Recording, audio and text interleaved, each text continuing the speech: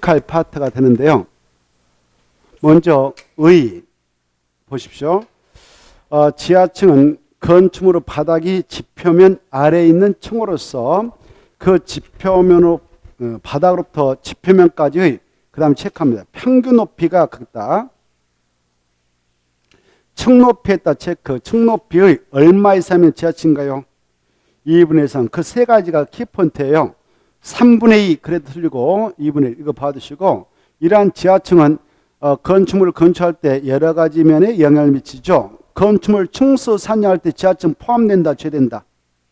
제외된다. 좋고, 이 지하층은 건축물 연면적 산정할 때 포함한다, 제한다? 연면적 포함한다. 용적률 산정용 연면적에는 지하층 면적 포함한다, 제한다? 제한다. 그때는 이렇게 알겠죠? 용적률 산정용 연면적에는 지주 PP 제되니까 지하층 면적도 제한다. 이렇게 알겠죠? 자, 이러한 지하층을 설치할 때는 건축물 건축주에게 의무를 가하고 있을까? 설치를 자율의사에 맡길까? 거기 써졌으니까 책 보고 말해도 돼요. 그래. 설치를 법적으로 의무화시키는 거 아니다. 알겠죠? 처음에 지하층 설치는 법적으로 건축주에게 의무를 부과하고 있다. 이렇게 나와서 맞아 틀려요? 틀립니다.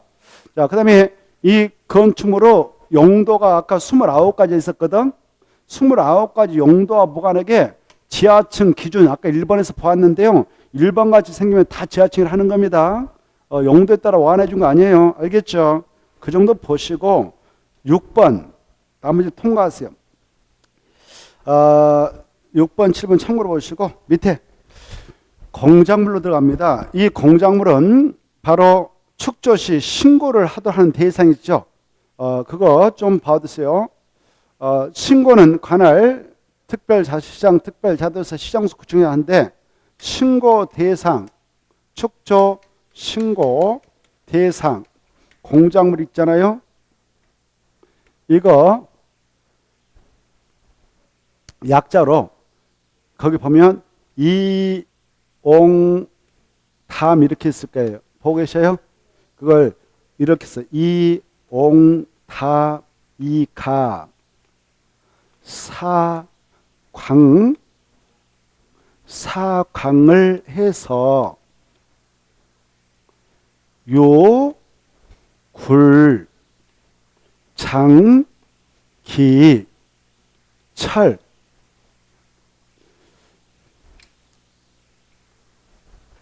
에게 팔고 이렇게 암기하세요. 자, 이용담이가 사광을 해서 누구한테 팔았다고? 욕굴 장기철에게 팔고. 암기. 이용담이가 사광을 해서 욕굴 장기철에게 팔고, 이용담이가 화투판에서 몇 광을 했다고? 사광을 해서 누구한테 팔았다고요? 욕굴 장기철에게 팔고, 흔들고 팔고 이렇게 기할 때, 자, 이용담이가 사광을 해서 육굴 장치에 팔고, 이용담이가 사광을 해서 육굴 장치에 팔고 이렇게 좀 체크해 보세요. 이때 말입니다. 이용담이가 사광을 했어. 사광을 하고 나서 기분 좋았겠어? 기분 덜 왔겠어? 여러분 같으면 화투판에서 사광했어. 5광이 최고인데 사광까지 했으면 그래도 잘한 거 아니에요? 그래서 탄식했어. 오 태양이시여. 오 태양이시여. 그래서 5m 넘는 태양 에너지를 위한 발전소비. 오 태양이시여. 이렇게 알겠나요? 오 태양이시여. 이용담이가 사광을 했어요. 그래서 뭐라고 한번 탄성을 질러서 오 태양이시여. 그러고 나서 욕골 자식한테 팔고 이렇게. 이용담이가 사광을 해서 오 태양이시여. 육골 장실에 팔고 이렇게 딱 하고 한 번 써. 편하게 하면 한 번씩 해보세요. 알겠죠? 자, 이 고가수는 물탱크 참고하시고 이런 것들 축제할 때는 신고해야 됩니다. 신고. 그리고 바로 바닥 30지 바닥 찾아봐. 바닥이란 말. 30이란 말 찾아봐. 지에다 떠나. 그래서 바닥 30지 뭐라고? 그냥 찾아. 바닥 30지 않나요? 바닥 30지. 바닥 면적 30제곱미터를 넘는 지하 대표일 때 약자로 뭐라고 자? 바닥 30지 찾았죠? 그 다음에 8 이하 찾아봐. 8 이하. 8m 이하인 주차장으로서 그 말. 8 이하 주차장입니다. 주차장. 8m 이하인 주차장으로서 예벽이 있는 거 없는 거? 없는 것을 한자로 무라거든. 그래서 이렇게 8 이하주 예무 이렇게 예벽이 없는 것도 축조신고 대상이다. 이것만 이하예요. 나머지는 다 넘는 건데 이것만 이하니까 이하를 강조하기 위해서 8야주 예무 이렇게 뭐라고? 8야주 예무 이렇게 가볍게 그냥 읽어 드세요. 편하게. 이 중에서 다른 거 다 몰라도 좋으니까 이거라도 꼭 암기해. 2개라도. 그리고 이거 3개까지. 이용담이가 여기가 이제 3자. 이용담이가 사광을 했어. 그래서 오 태양이시 여기까지 말해도 외우면 좋겠어요. 여기까지 외울 수 있겠죠. 그래. 또 이것도 외우기 힘들어요. 그러면 최산도 옹벽하고 담장을 외우세요. 알겠죠? 그래. 옹벽과 담장은 2자니까 2m 넘을 때 신고한다. 이렇게라도 2자니까 옹벽 담장. 그래. 이렇게 좀 봐두세요. 그것도 안 되면 이제 숟가락 놔야 돼요. 2개도 외우기 싫어요. 예? 그러니까 아무튼 이거 그 다음에 이제 188쪽으로 넘어가셔서 188페이지 바로 이 건축 허가 해가지고 밑에 이 건축 허가 대상 건축물 있거든요. 우리가 이 건축물 건축할 때 층수가 3층 이상이거나 연면적 200제곱미터 이상이면 일단 허가 대상이 돼버릴 수가 있어요. 그리고 미만이면 신고하고 할 수 있거든요. 자, 그래 이제 이 허가 대상 건축물을 건축할 때는 유자격증 건축사에게 설계도서 의뢰해서 돈 주고 받아와서 정부에서 허가 신청했는데 불허가 받았다 그러면 설계비용 다 날아갑니다. 그래서 우리 법에서 야 그런 부담이 있기에 무턱대고 허가 신청하지 말고 신중에 신중을 기하기 위해서 미리 야 땅 준비해가지고 여기다가 법적으로 이거 건축하고 싶은데 허가 받기 위해서 뭐뭐 고려해야 되고요. 그리고 허가 받아서 건축할 수 있나요? 규모는 얼마까지 가능하나요? 용도는 뭐까지 가능해요? 이런 거 알아볼 수 있어. 이거 뭐라고 그래? 사전 결정 신청이라 하죠. 뭐라 한다고? 사전 결정 신청이라고 그래. 자, 이거 중요하니까 잘 체크해서 사전 결정 신청. 자, 이때 사전 결정 신청은 대상이 건축 허가 대상 건축만 사전 결정 신청할 수 있다. 첫머리. 건축 허가 대상 건축물 그렇다. 건축 허가 대상 건축물은 3층 이상 연면적 200제곱미터 이상인 것들이 또 도시에다 건축할 때 그때 누구한테 사전 결정을 신청할 수 있냐? 허가권자한테. 건축 허가 대상 건축물을 건축하려는 자는 그 허가권자한테 허가권자입니다. 허가권자는 머릿속에서 생각나야 돼. 허가권자가 7명이 떠올라야 돼. 알죠? 허가권자한테 한번 써봐. 허가권자. 그렇죠. 특별자치시장, 특별자치도지사, 시장, 군수, 자치구 구청장하고 이 구청장님이 계신 군수 구청장, 이 자치구의 구청장이 계시는 서울특별시하고 6대 광역시는 대규모는 특별시장, 광역시장 적은 것들은 구청장한테 허가받도록 해서 총 7명이 있어요. 몇 명 있다고? 7명. 밑에 5명, 6명, 7명. 알겠죠? 얘네들이 허가권자인데 도지사는 절대 아니고요. 사전 승인권자고요.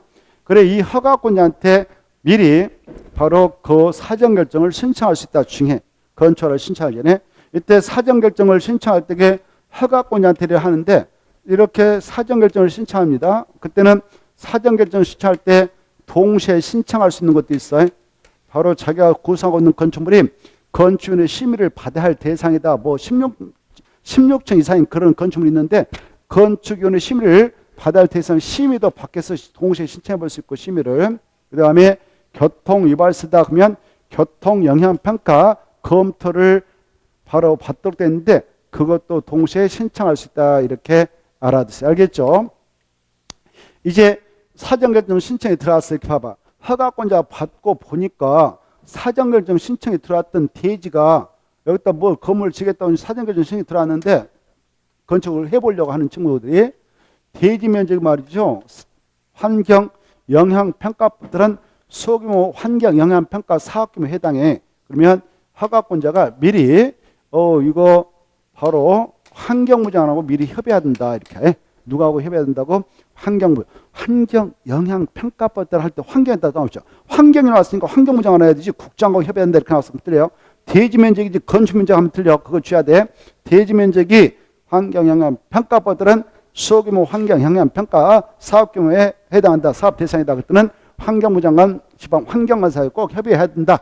환경부 장관 꼭 하시고, 그 다음에 이 사정결정을 신청했던 이 땅이 뭐 농지다 뭐 산지다 그러면 다음에 건축을 받아서 건축할 때 어차피 산지 전용을 할 수밖에 없고 농지 전용을 할 수밖에 없기 때문에 미리 그런 허가를 받기 위해서 서류를 동시에 이 사정결정 신청할 때 내면 돼. 근데 이 허가권자가 그런 허가권을 쥐고 있는 관계 행정기관이랑 미리 협의해가지고 오케이 협의해주면 답이 15일 만에 오는데 협의해가지고 바로 사전 결정해서 딱 주면은 사전 결정해서 딱 통지해주면은 아까 협의했던 것들은 받은 걸로 의제 처리죠. 그래서 네 가지를 받은 걸로 의제 처리한다. 뭐냐? 국산농화다.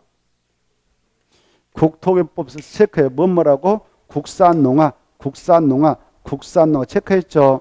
국산농화를 받은 걸로 본다. 국토교법상 개발의 허가, 그 다음에 농지법상 산지갑상 산정허가, 농수산 농지허가 등 하천법상 하천조명허가 등을 받아 본다.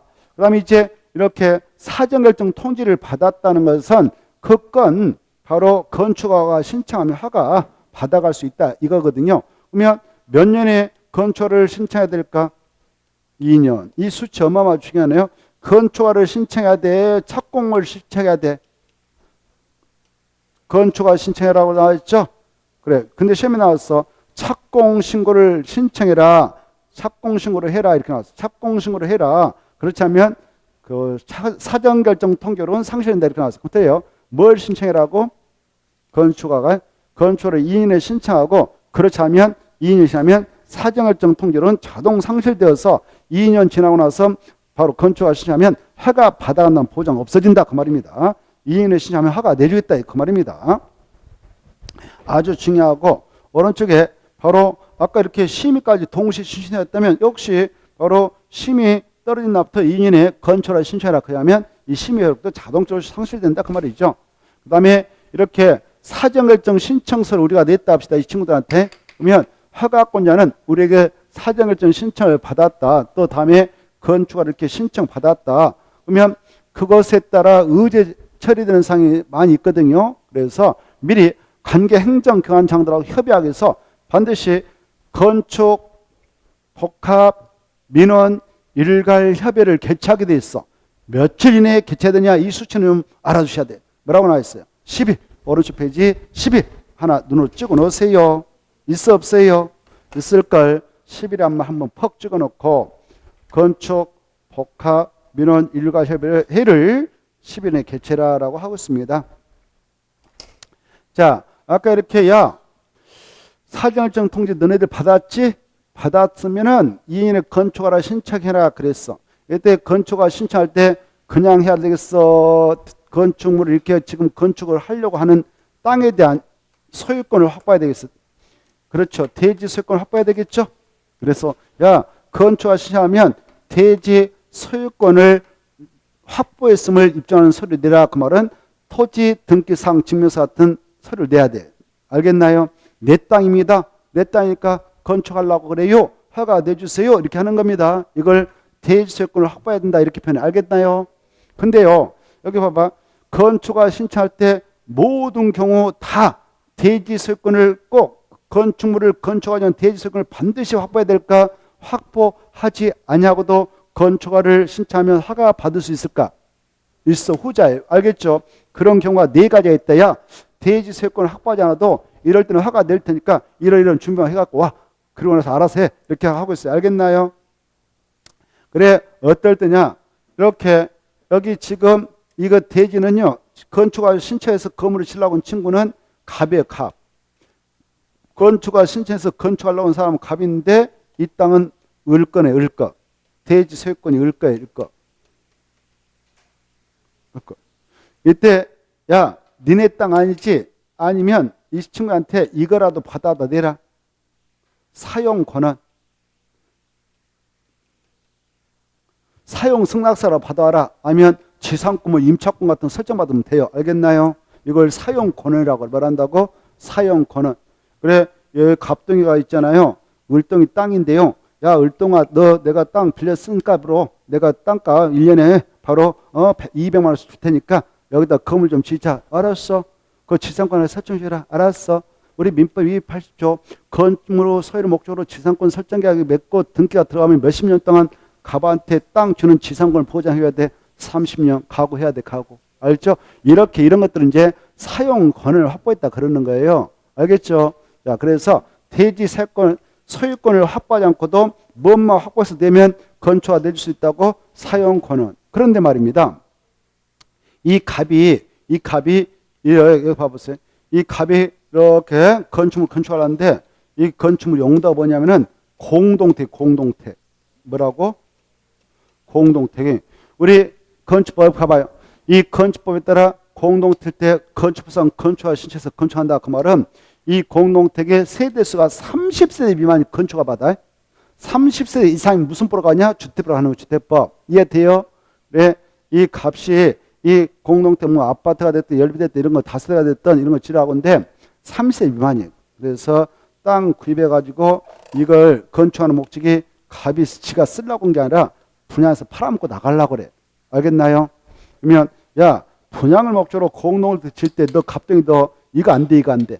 이거 분양받은 사람들 건물만 받으면 기분 나쁘라고 하니까 너는 반드시 이유 불만하고 대지 소유권 딱 확보해갖고 내야 바로 분양을 목적으로 공동택 건축을 시행할 때 허가 낼 수도 있다. 이렇게 하고 있어요. 이거 확보하지 못하면 소유권 확보하면 안 된다. 이거 어마어마하게 중요해. 무슨 목적을 가지고 공동택 건축할 때? 그래. 보고 계세요? 이것 때문에 보고 있어요. 지금 어마어마하게 중요해. 공동택을 분양을 목적으로 건축하고자 할 때는 반드시 건축허가를 신청하려면 그 공동택에 들어설 대지 소유권을 반드시 확보해서 서류내야 건축허가 받아갈 수 있다. 이건 사용권을 확보해가면 안 된다. 여기 됐나요? 된 걸로 믿어요. 쉽죠? 중요해. 그게 아주 중요하다. 자, 그 다음에 이제 하나 더. 여기 봐봐요.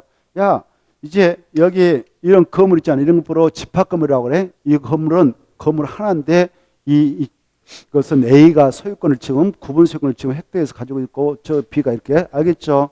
이런 것들이 지금 잘 이렇게 건축한 지 지금 한 20년 정도 됐으니까 이런 데로 쓰고 있잖아요. 이게 한 앞으로 30년 더 지나봐. 이게 온전치 않아요. 이 안에 들어있는 철근이 부식돼. 벌레들이 계속 갈아먹어가지고 부식된단 말이에요. 그럼 이거 노화되니까 이거 또 철거해야 돼. 철거. 알겠나요? 영원한 거 없어요.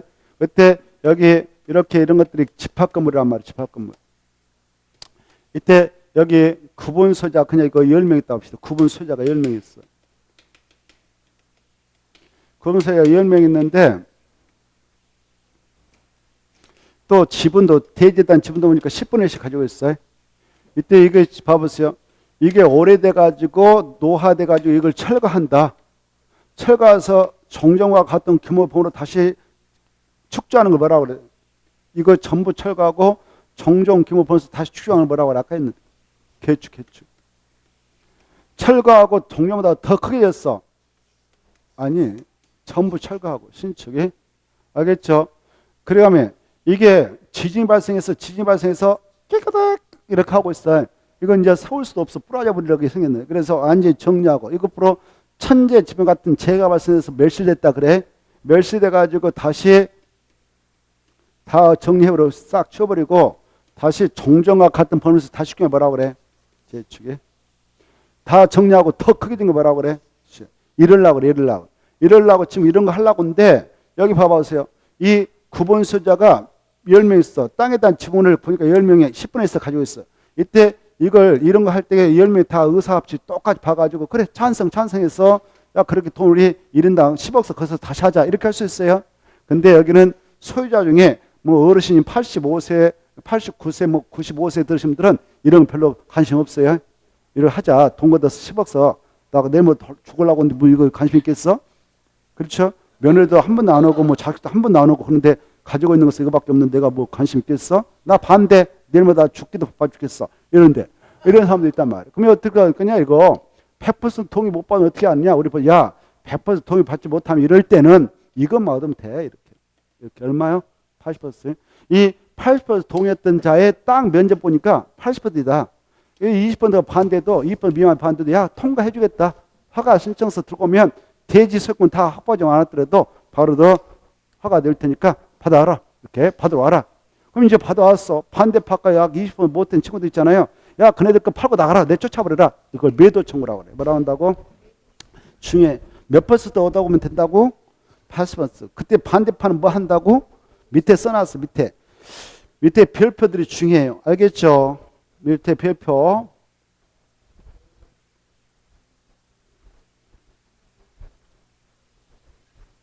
읽을지 알겠죠? 자, 그때 반대파에게는 매도 청구한다고 그랬죠? 그때 매도 청구할 때 일단 시가를 주고 사드리면 돼요. 근데 법원에다 매도 청구 소송하는데요. 매도 청구를 하기 전에 매도 청구 대상 공유자하고 몇 개월 이상 협상을 하고 오세요. 이렇게 하고 있어. 3개월 이상 이런 것들은 기본적으로 받아요. 시가란 말 3개월 이상 그 말 체크하시고 보고 계시죠? 80% 이상 이 말 꼭 하세요.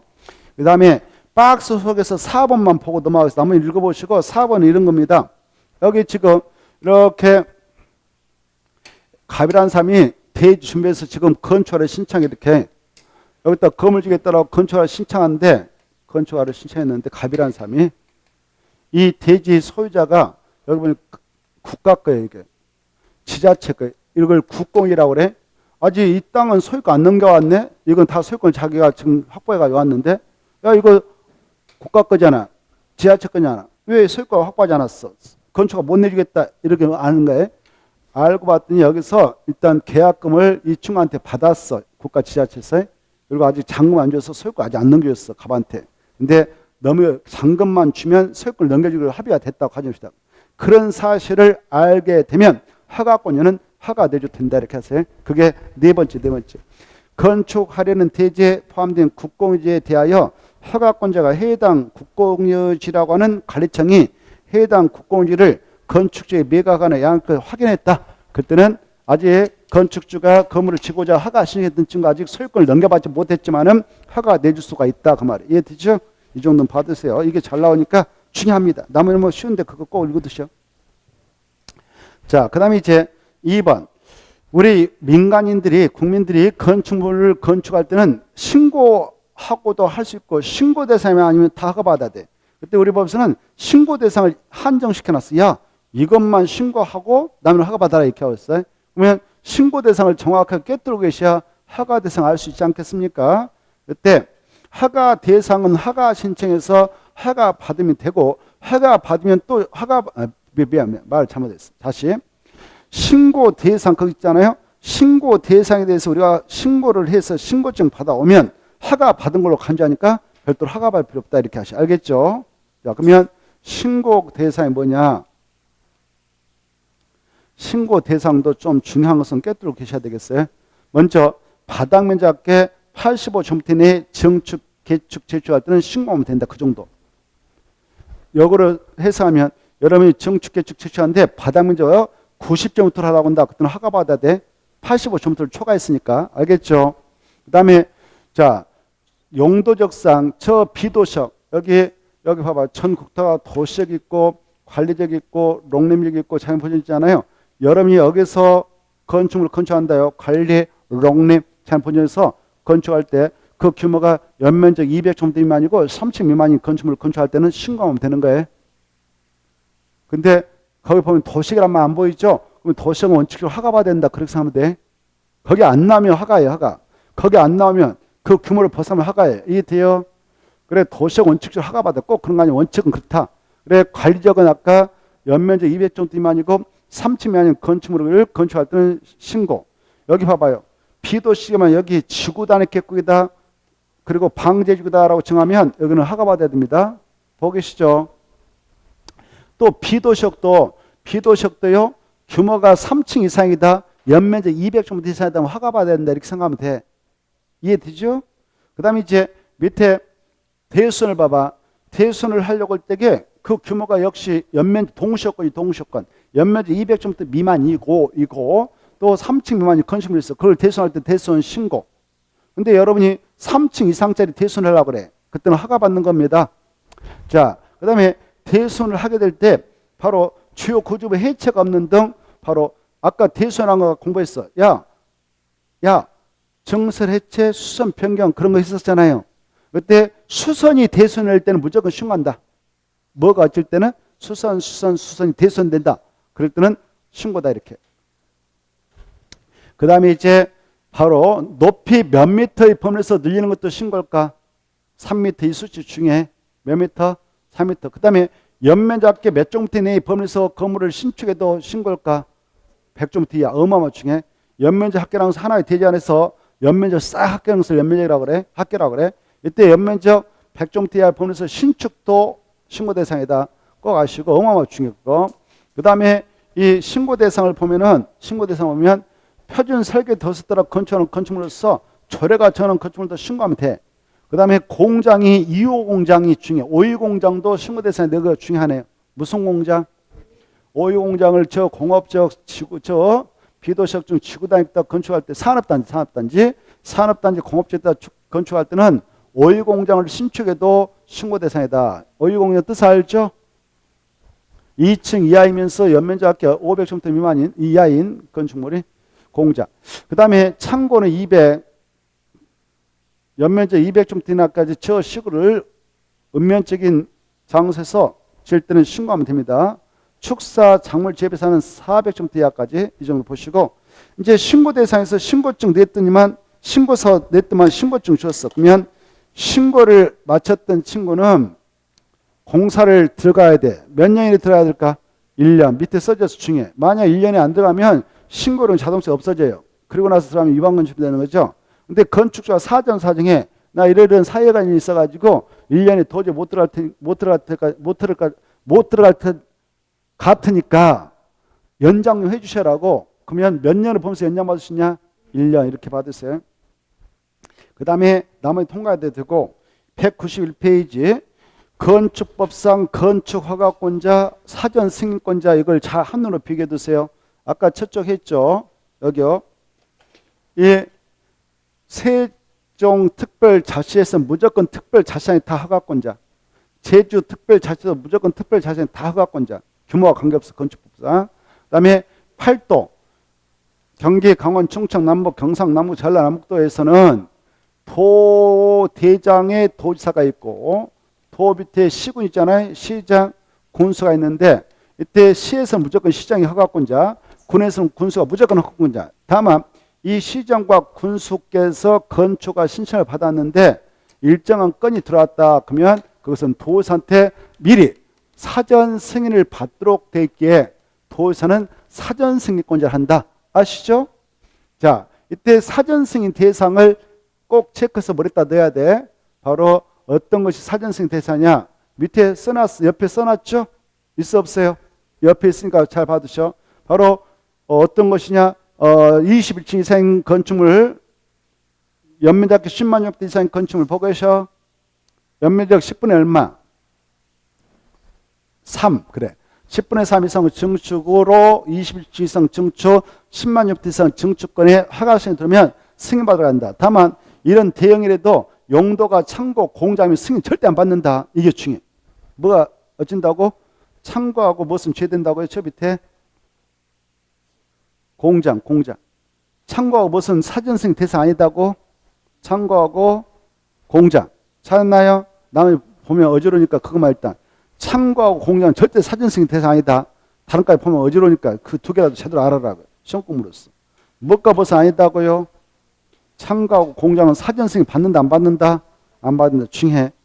자, 그 다음에 이제 도지사가 여기다 찍어놨어. 도지사 너네들 시에다가 내가 지정 공고한다. 너네들 군에다 지정 공고한다. 도지사가 딱 지정 공고해놨어. 그때 지정 공고할 때 주거환경, 교육환경을 보호해서 지정 공고했다면 규모와 관계없이 유수기는 무조건 승인받으러 한다. 유수기. 알죠? 유락서, 숙박서. 그 다음에 저 변들이 바로 자연환경 체크, 수질 체크 이 두 가지를 보호하기 위해서 찾아봐요. 자연환경, 수질 보호하기 위해서 지정 공고했다면 3층 이상이거나 연면적 1,000제곱미터 이상인 5개 유수 011.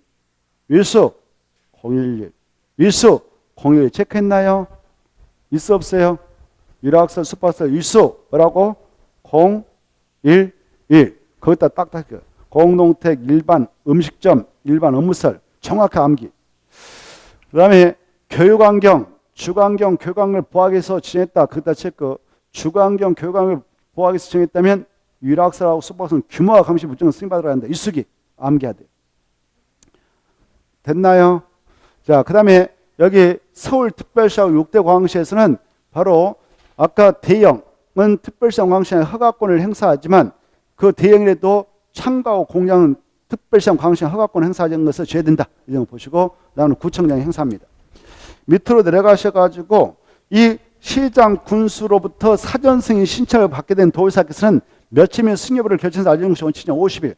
바쁘시면 30일 연장해서 알려도 된다. 마지막 줄 넘어가시고 그 다음에 192페이지 192표 보면 건축물의 안전 영향 평가 대상 건축물 있죠. 찾았나요? 그 내용이 가로 1번, 2번, 3번, 4번, 8번까지 한 문구이에요. 크게 묶어쳐봐. 그 페이지 전체를 다 묶어쳐봐요. 가로 1번, 가로 2번, 3번, 4번, 5번, 6번, 7번, 8번까지.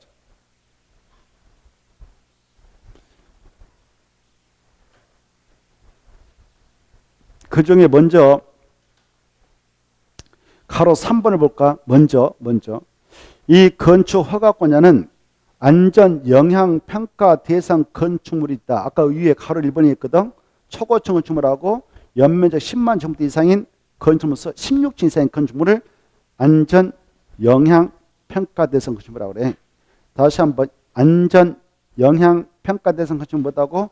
초고층 건축물하고 연면적 10만 제곱미터 이상인 건축물로 층수가 16층 이상인 건축물 말에 이런 것이 안전 영향 평가 대상 건축물이라고 하는데 이런 건축물은 가로 3번 가로 3 보면 허가권자는 그런 안전 영향 평가 대상 건축물에 대한 건축 허가를 신청받아서 지금 허가를 내주려고 한다. 허가를 하기 전에 그 건축물의 구조 안전과 인접 대지의 안전에 미치는 영향 등을 평가하는 안전 영향 평가를 안전 영향 평가 기관에 의뢰해서 실시해야 된다. 이렇게 그 정도 알겠죠?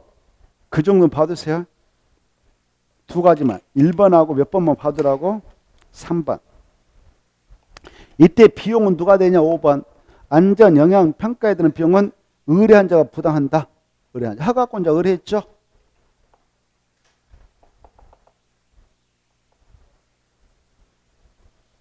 허가권자가 의뢰한 것이라 그 건축물을 건축한 자가 돼야 돼요. 가로 2번 보면 건축물 안전 영향 평가 대상 건축물을 건축하는 자는 건축허를 신청하기 전에 허가권자에게 안전 영향 평가를 의뢰하도록 되어 있다. 이거 그러면 의뢰받았던 그 친구가 허가권자가 바로 전문기관에게 바로 의뢰해서 실시하게 됩니다.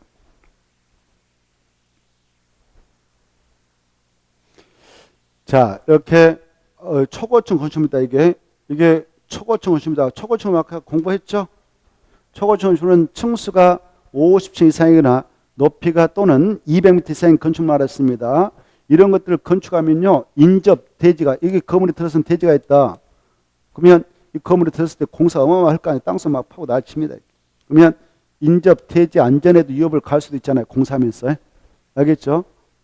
그래서 야, 이 주변 땅에 어떤 영향을 미치는가 이것도 좀 평가를 해라. 그걸 안전 영향 평가라고 그래.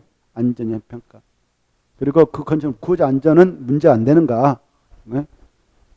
그걸 평가를 하게 되는데 이걸 안전 영향 평가를 합니다. 다 몰라도 좋아요. 딱 하나만 알아요. 안전 영향 평가 대상 건축물은 뭐냐? 그 1번만이라도 암기. 다른 거 다 버려버려도 1번만이라도 이것저것 하기 힘들어요. 그러면 1번만이라도 알면 좋겠다. 안전 영향 평가 대상 건축물은 바로 초고층 건축물하고 그다음에 연면적 10만 제곱미터 이상인 건축물로서 16층 이상인 건축물을 안전 영향 평가 대상 건축물로 설정하고 있다. 이 정도라도 좀 알아두십시오. 딱 그거라도 하나라도. 됐죠?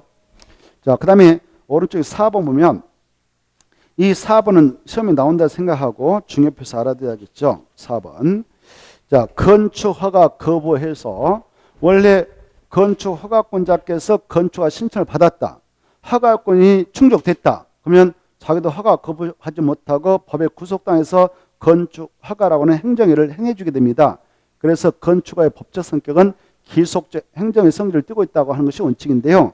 그러나 바로 이 두 가지 것만은 허가 요건을 구별해서 들어왔다 하더라도 이 법의 근거하에 이 건축법이라는 이 규정의 근거하에 허가권자는 건축을 거부할 수 있어요.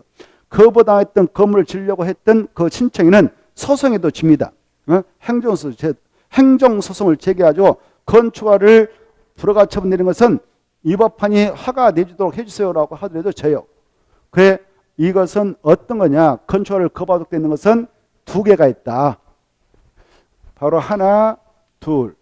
그래 바로 건물은 이수기, 장소는 방제지구하고 재해 위험 개선지구.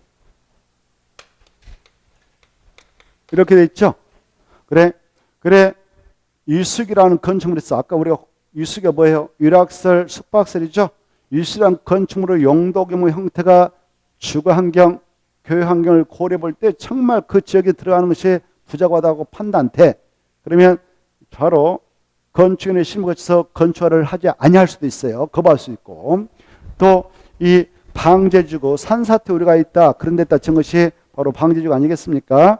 방제지구로 지정된 장소, 자연재해 위험 개선지로 지정된 장소에 있는 땅을 가지고 있는 자가 건축허가를 신청했는데 지하층에다 찾아봐. 지하층 일부 공간을 확보해서 거주 공간을 늘려고 한다. 또 거실 용도로 쓰려고 하는 공간이 뭐 있다. 설계 도면에 그때는 건축인의 심을 거쳐서 건축허가를 거부할 수도 있다. 이렇게 받으세요. 그 다음에 밑에 5번에 가로 1번, 2번, 3번, 4번까지 한 묶음 묶어쳐요. 그래서 따로따로 보지 말고 동시에 한눈으로 체크를 해야 돼. 가로 1번, 가로 2번, 가로 3번, 4번까지 한 묶음이에요. 가로 1번, 2번, 3번, 4번까지. 이 것은 상당히 관심 있게 봐두셔야 돼요. 조금 전에 두 가지 빼고 유수기, 방제지구, 자연재해, 위험 개선 이 두 가지 빼고는 건축허가 요건 구별해서 허가시하면 허가권이라도 구속당해서 법에 구속돼 허가를 내줄 수밖에 없어요.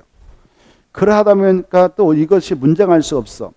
여기 무슨 저 이렇게 환경을 보존했는데 여기서 막 허가 요건 구별해서 허가 시했더니만 허가 늦어버렸다. 그러면 건축물 건축할 때 환경을 훼손시켜도 할 말 없잖아요. 그래서 우리 법에서 야 일정한 사유가 있으면 상급자, 허가권자보다 더 높으신 분이 국장도 계시고 또 허가권자보다 높으신 분이 특별시장, 광역시장, 도사도 계신데 국장님은 허가권자가 7명 계시지만 이보다 더 어르신이요. 그래서 국장님은 허가권자 7명 거 필요하면 다 제한해서 고시할 수 있어야 너네들 당분 이러이러한 사유 때문에 허가권 행사하지 말라. 허가시장 들면 허가권 행사하지 말라라고 제한 고시하면 그 근거하에 허가를 안 내줘도 괜찮아요. 그래 이렇게 허가권 제한을 할 수 있다고 하고 있고 허가 받아가지고 공사 들어갈 때는 착공신고서를 갖다 내야 착공에 들어갈 수 있는데 허가받은 건축물 착공도 제한할 수 있는 규정을 두고 있어요. 건축허가도 제한할 수 있고 착공도 제한할 수 있습니다.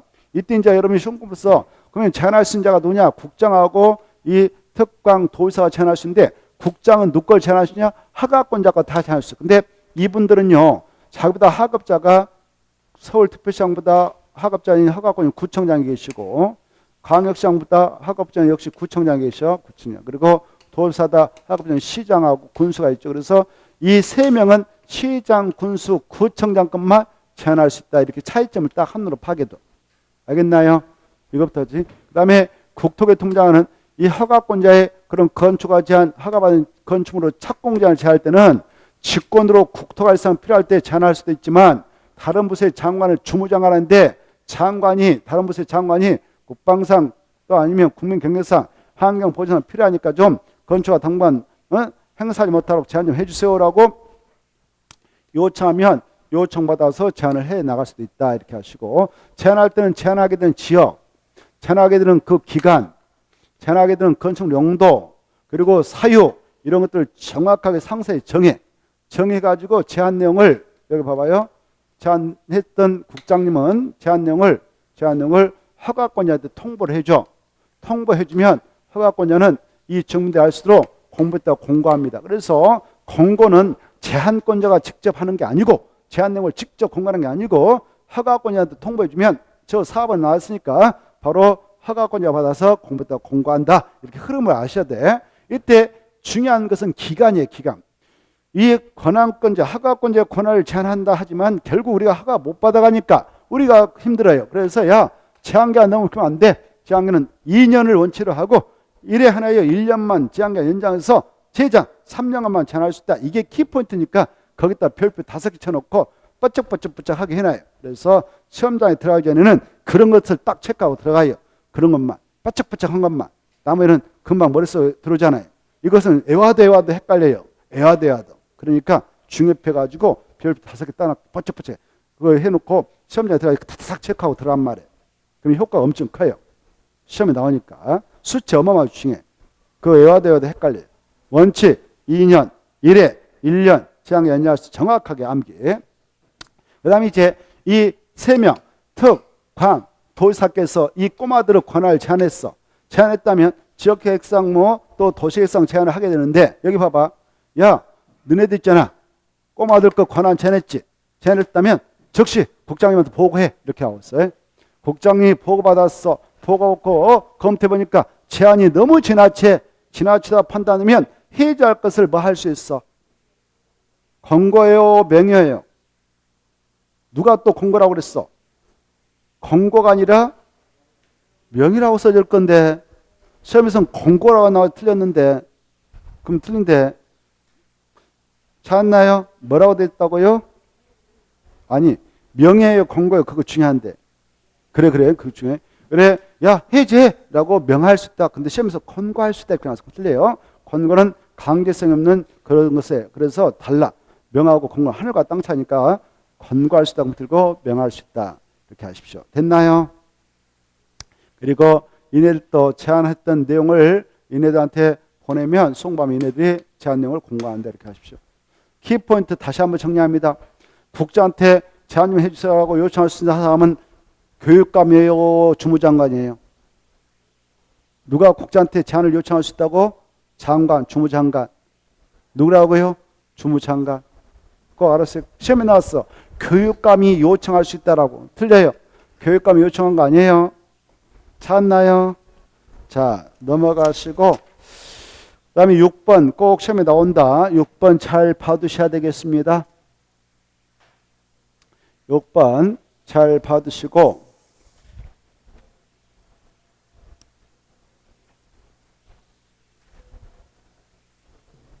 자, 아까 우리가 건축가 신청 허가 받아냈다 합시다. 허가증 받아왔어. 건축가 받았다면 허가 받고 나서 10년 후에 공사에 들어가도 될까? 몇 년 안에 들어가야 될까? 공사. 여러분이 건축 허가 받아왔어요. 허가 받았다면 뭐 하려고 받아왔겠어? 건축공사 하려고 받아왔을 거 아니에요. 그때 공사 착수는 그냥 아무 때나 들어가도 될까? 기간에 제한이 있을까? 그렇죠. 그래. 이게 중요해. 몇 년에 들어가야 돼요? 1년. 공장은 몇 년? 3년. 이거 꼭 알았어요. 공장 아니면 2년, 공장 3년. 이 기간 내에 들어가기 힘든 사유가 있었어. 그래서 건축주가 그 사유 쏘면서 착수간 좀 연장 좀 받고 싶어요. 이렇게 하면 몇 년 연장받을 수 있어? 1년. 이 기간 내에 안 들어왔어, 이 친구가. 그러면 건축허가를 취소할 수 있어? 허가권을 취소해야 한다. 누가 또 할 수 있다고 그래? 보고도 모르겠어. 속 터져 죽겠네. 웃기려고 그런 거예요. 지금 어쩌려고 그래. 거기 보면 하여야 한다. 지금 그게 나왔는데. 보고 계세요? 엄청 중요한데 할 수 있다가 아니라 하여야 한다. 체크했나요? 자, 거기 체크. 그때 포인트 잡아요. 취소할 수 있다. 시험이 잘 나와요. 그럼 틀리고 하여야 한다. 우리가 주택법을 공부하다 보면 사업계획 승인을 받아갔던 지금 5년에 들어가라 안 들어가면 취소할 수 있다. 그렇게 나오는데 여기는 취소해야 한다. 아주 중요해요. 자, 그 다음에 이제 그러면 취소 안 당하기 위해서 착공신고서 내고 공사 들어가면 되지 않겠습니까? 근데 건축자금 조달 어려움이 있어서 공사 중단해버렸어. 이렇게 허가권자 지켜보니까 공사완료가 불가능해. 그때도 취소해야 된다. 두 번째, 공사완료 불가능. 기간 내에 착수했지만 공사완료가 불가능하다 인정하면 취소해야 한다. 꼭 알아주세요. 여기 봐봐요. 여러분이 주인공에 허가 받아서 건축을 받아가지고 이렇게 대지 준비해서 지금 공사 착수라고 해서 기간 내에 들어가려고 그래. 그때는 조용하게 들어가는 거 아니에요. 나 착공에 들어가요 라고 신고를 해야 돼. 그러니까 허가권자 알고 있어. 착공 신고서 내야 돼. 알겠나요? 뭐 내야 한다고? 착공 신고. 그러면 허가권자가 다 알아. 언제 들어갔다는. 여기 보세요. 이때 착공 신고를 여기 봐봐요. 착공 신고를 하기도 전에 여기다 건물 지으라고 허가 받았는데 이 대지가 있었는데요. 내가 누구한테 5억을 벌다 쓰면서 여기다 저당권을 설정하지 않았지만 그거 안 갚았어. 변제기간 도래했는데. 그랬더만 이 채권자가 변제기간 도래했다고 해서 급시에 그냥 여기다 압류 쳐버렸네. 압류 쳐놔가지고 압류. 그래서 경매로 날려버렸네. 갑자기. 우와 불시에. 알겠나요? 아니면 국세청에서 세금 안 냈다고 불시 압류 들어와서 공매에다 넣어버렸네. 소유권 상실해버렸어. 그래 착공하기도 전에 착공신고도 들어가기 전에 경매라든가 공매로 이 대지 소유권을 상실해버렸다. 오늘 상실했어. 누가 소유권 넘겨받아 버렸단 말이야. 경매 공매 찍어가지고. 상실한 날부터 6개월 내에 공사 착수가 정말 불가능하다. 그럴 때도 허가 취소시켜버려라. 됐나요? 몇 개월? 6개월. 알았어요.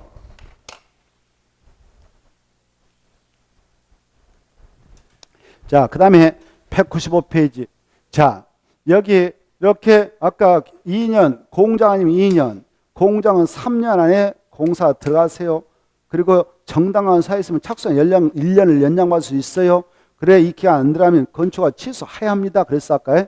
여기 그래서 취소 안 당하려고 착공신고하고 들어갔어. 근데 건축자금 조달에 의무가 있어서 공사 중단했어.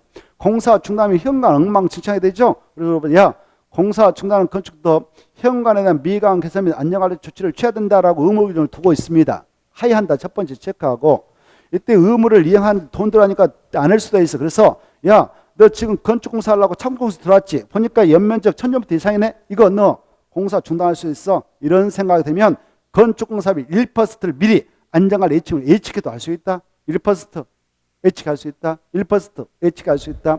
다만 이 예측할 때는 우리 국민한테만 예측하지 공적주의 뭐 한국돈사 지방선은 예측이 대상이 돼야 한다. 알겠죠? 자, 분양 보증 계약 또 신탁결 차는 또 제시켜준다. 순수 우리 민간한테만 적용한다. 이렇게 받으시고 이걸 예측하고 착공신고 수리했고 공사 들어갔어. 아니야 공사 중단했다. 그 의무를 해야 된다. 안 했다. 그러면 1차적으로 야 왜 안 해? 개선해라 라고 명을 내리고 명을 내리는데 안 했어. 그때는 2년 동안 지켜보고 있다가 아까 안 되겠다 싶으면 아까 H되어 있는 예측을 가지고 그런 안전조치를 취할 수도 있다. 이렇게 하셔요. 몇 년 이상 버티고 있으면 2년 4번 넘어가셔요. 자, 그 다음에 196페이지. 자, 이 국가 소유의 건축물을 지방자치단체 소유의 건축물을 공용건축물이라고 해요. 이런 공용건축물은 우리 민간인하고 달리 특례가 인정돼. 우리 민간인들 아까 건축공사 들어가면 이거 받아야 돼. 건축허가 대상 허가 받아야 되고 건축 신고 대상 신고를 해야 그 다음 단계로서 착수하고 들어갈 수 있어요. 착공신고 되고 그리고 공사 진행해서 끝났다 그러면 사용승인 신청해서 사용승인 받아야 사용할 수 있거든. 근데 이게 국가 소유 건축물이 청와대다 뭐 지방자치단체 소유 청사 건물이다. 이런 국가 것 지자체 것을 공용건축물이라고 그래. 공용건축물. 뭐라 한다고? 공용건축물. 뭐라 한다고? 공용건축물. 이 공용건축물은 특례가 인정돼. 여기 보세요. 특례가 인정돼 가지고 우리 같이 허가권한테 허가 내주세요라고 신청되고 신고서 수리 좀 해주세요 해서 하는 게 아니에요. 이걸 적용하지 않고 이것을 건축하려는 국가지자체는 여기다 세종시에다 이거 하려고 한 다음에 세종시는 세종특별자치단 허가권자인데 허가권자고 미리 협의하면 돼. 이거 하겠어? 하세요. 그래. 허가권자 협의했어. 건축한다고. 협의하면 이거 받은 걸로 다 간주해. 알겠나요? 그래서 허가제를 줘야 되고 협의. 건축 협의를 하면 끝. 허가권자고. 건축 협의 끝났다 그러면 허가 또 받으러 간다 안 간다? 안 가. 신고할 필요 없어? 없어. 자, 협의만 하면 된다. 협의만 하면 된다. 건축협의. 허가권자하고 건축협의를 했어. 완성했어. 그러면 바로 봐보세요. 이 공용건축물은 우리같이 착공할 때 착공신고서 낼 필요 없어. 잘 봐봐요. 여기 뭐 낼 필요 없다고? 착공신고 할 필요 없다. 알아서. 그다음 이제 착공신고 할 필요 없으니 공사 들어갔어. 공사 들어가서 끝났어. 공사 완료됐다. 봐봐요. 우리 일반 사람들은 공사 끝나고 나서 아까 사용하려면 사용승인 신청해서 사용승인 받아야 사용할 수 있다고 그랬죠. 근데 공용건축물은 사용승인 신청 대상 아니에요. 그래서 사용승인 받을 필요 없어. 그러면 어떠냐? 공사 완료될 때 완료됐다라고 허가권자한테 국가지체 통보하면 사용승인을 받으면 온다. 여기까지. 뭐하면? 통보하면. 공사 완료 통보하면 끝이다 라고 알았어요. 자, 그러면 밑으로 가셔가지고는 여기 이 건축공사 진행할 때요. 이런 큰 건물 있잖아요. 봐봐요. 이런 건물 질 때 건축주가 바뀔 수가 있어요. 내가 이 건물 100억짜리 지겠다고 허가 받아왔어. 근데 건축자금 조달할 때 계획대로 잘 안 되고 차질 발생해서 겨우 건축자금 1억밖에 준비 못했어. 부도나게 생겼어. 부도난다면 좀 그렇지만 아무튼 그래서 내가 안 되겠다 싶을 때 돈 많은 사람 나타나서 야 대지하고 그 허가 받은 서류 나한테 다 팔아라. 내가 100억 줄 때 다 살 때. 그러면 그 사람이 넘겨받아서 바로 그 내가 가졌던 건축주를 그리고 승계받아. 그 사람은 또 건축가 신청할 필요 없어. 그리고 설계도서 아까 내가 가지고 있는 다 넘겨받아. 그 사람 뭔 마음이 되냐? 건축주 명의 변경 신고만 끝이다. 이렇게 알겠나요? 뭔 마음 된다고? 신고예요. 가서 허가 받아야 돼. 신고. 거기다 포인트 잡아. 신고. 자, 그래 건축주가 변경됐다 그러면 신고하면 된다. 이렇게 해서 신고. 허가 받는 게 아니다. 그래 이 건축공사 하다 보면 여기 내가 건축주다. 여기 공사 맡은 사람이 시공자다. 감독하는 감자가 있다. 설계자는 설계자가 있다. 이런 사람들 건축관계자라고 하거든. 건축관계자가 건축공사 도중에 바뀌면은 뭔 마음이 된다고? 신고. 그 다음에 밑에 철거, 멸실, 착공신고 기간들이 비교되어 있죠. 자, 이 건축물을 이렇게 사용하고 있다가 철거를 하게 된다. 그러면 철거 신고해야 돼요. 멸실 당할 때면 멸실 신고도 해야 돼. 공사 들어갈 때는 아까 우리 민간인들은 착공 신고도 해야 돼. 이때 철거하고 멸실 신고는 차이가 크죠. 멸실은 인간의 의사무방하게 건물이 사라니까 사후 신고. 철거는 인간의 의도 객부신가 사전 신고예요. 그래서 철거는 철거 예정일 며칠 전에 3일 전에. 멸실은 멸실 후 며칠 이내 30일 이내 신고해야 된다. 착공 신고는 건축공사에 들어가기 전까지만 하면 된다. 이때 이제 문제는 어따 그러면 신고서 내요. 이것이 중요해. 손 써놨어. 건축물 소유와 관련은 철거할 때 철거하기 전에 신고서 낸다는데 어따 갖다 냅니까? 관청이 중요해. 그 건축물이 있는 장소인 특 시장군수 구청에다 낸다. 찾았나요? 그거 받으세요. 어따 낸다? 특 시장군수 구청장. 철거 신고서 낸다. 멸신고 낸다. 다 똑같아. 똑같다. 신고서 낼 때는 그것다가 갖다 낸다. 꼭 알았어요. 이때 철거하고 멸신고는 한 장으로 돼 있어요. 그래서 동시에 들어가는 거예요. 알겠죠? 여기 봐봐요. 철거 신고서하고 멸신고 한 장으로 돼 있어요. 건축물의 철거, 점 찍고 멸실, 신고서 이렇게 됐거든. 그래서 이렇게 해서 철거, 멸실, 철거 신고 내고 싶다 그러면 여기다 체크. 멸신고 내고 싶다 그러면 여기다 체크. 이해돼요? 동시에 따라 들어가는 거예요. 응? 한번 읽어보셔도 되겠네. 그 다음에 오른쪽도 꼭 읽어보시고 어디다 갖다 신고서 내냐 이거 받으시고 쭉쭉쭉 읽어보셔요. 그 다음에 제일 밑에 손을 봐봐. 이 상면이 함유된 건축물을 정개 대손할 때 하거나 상면이 함유된 건축물 철거할 때는 반드시 뭐부터 없애고 하느냐? 바로 상면을 먼저 제거하고 처리한 후 건축물을 정개 대손 철거해야 된다. 그거 꼭 알았어요. 무엇을 먼저 없애고 한다고? 상면. 상면이 뭔지 알죠? 상면이 발암물질이에요. 발암물질. 그것다 써놔. 뭐 물질하고? 발암물질. 어마어마 요즘에 신경 쓰고 있어요. 국가적으로. 세계적으로. 발암물질. 자, 그 다음에 건축물의 예방이 있어. 범죄방. 건축물의 예방 해가지고요. 자, 국토교통부 장관은 박스 안으로 들어가 봐. 박스 안으로 들어가서 국토교통부 장관이 정하게 고시하는 건축물, 건축설비, 대지에 관한 그 다음 줄 거야. 범죄 예방 규정 갖다 포인트 잡아. 국장이 정하여 고시하는 범죄 예방 기준에 따라 건축하여는 건축물 것까지. 그래 앞으로는 건축 건축할 때 국장이 정하여 고시하는 범죄 예방 기준에 따라 건축할 건축물이 있어요. 앞으로는. 그런 건축물 건축할 때는 방법을 철저히 해야 돼. 방법. 무엇을 철저히 해야 된다고? 방법. CCTV 같은 거 철저히 그 규정대로 설치할 거 설치하고 그래야 돼요. 요즘에 워낙 범죄가 들끓잖아요. 세상이 사악해져가지고. 그렇죠? 여성이 혼자 가는데 끝까지 따라와요. 이거 오지 말라고 할 수도 없고 뒤에 쫄쫄 따라오는데 자기 간 나냐 나 따라오는 거 헷갈리잖아요. 뒤에 쫄쫄 따라오는데 뒤에서 1m 간격으로 계속 따라온다. 와 이거 환장하지 환장. 혼자 밤에 가고 있는데 환장. 자기 집 간다냐 나 따라온다 헷갈리고 말도 못하겠고 말 그러면 또 패버릴 것 같고 겁나기다. 내 집에 들어오는데 이 사람이 2층에 가려고 나냐 옆집 가냐 이거 헷갈려 죽겠고 미치죠 미쳐. 내가 옛날에 고등학교 때 보니까 내 옆집에 어떤 아가씨가 가는데요. 어떤 젊은 친구가 쭈쭈쭈쭈 따라가더만 백을 그냥 탁 낚아서 날아가 버리더라고. 응? 바로 앞에 순식간에 튀어버려. 그러더만 차 산속으로 튀어버리더만. 어떻게 잡겠어? 밤인데. 낚아채가 날아가 버린다. 산속으로. 산속으로 날아가 버려. 그래서 요즘에 원룸에 살고 아가씨들 많아요. 텔레비 보면 사고 많이 터지잖아요. 그래서 야 앞으로는 이 방범활동 철저해야 된다. 그래서 건축물 건축할 때부터 범죄 예방을 하는 시설을 구비하게 됩니다. 앞으로는 그래요. 알겠나요? 돈 들어가도 그렇게 해라 그 말이에요. 그런 대상을 이렇게 표현해 국장이 정하여 고시하는 범죄 예방 기준에 따라 건축하여는 건축물이다. 일단 1번 봐봐. 다가구택이 원룸이 원룸. 다가구택 질 때는 그렇게 해야 돼. 앞으로는. 이번에 개정했어. 엊그저께 이거 중에. 보고 계셔요? 다가구택 앞으로는 규모와 관계없이 묶이는 다가구 주택은 그렇게 해라. 아파트 연립 다세도 그래요. 세대수도 필요 없어. 무조건 이 네 가지 주택은 범죄 예방 기준에 국장이 정하여 고시하는 범죄 예방 기준에 맞게 건축을 해야 돼. 의무상. 다가구택이 원룸이거든. 우리가 흔히 말하는 알죠? 다가구택, 아파트 연립 다세대는 범죄 예방 기준에 맞게 건축을 해야 된다. 그래야 사용성 내줍니다. 그러면 사용성 안 내줘버려. 앞으로는. 엊그저께 개정된 거예요. 엊그저께 알겠죠?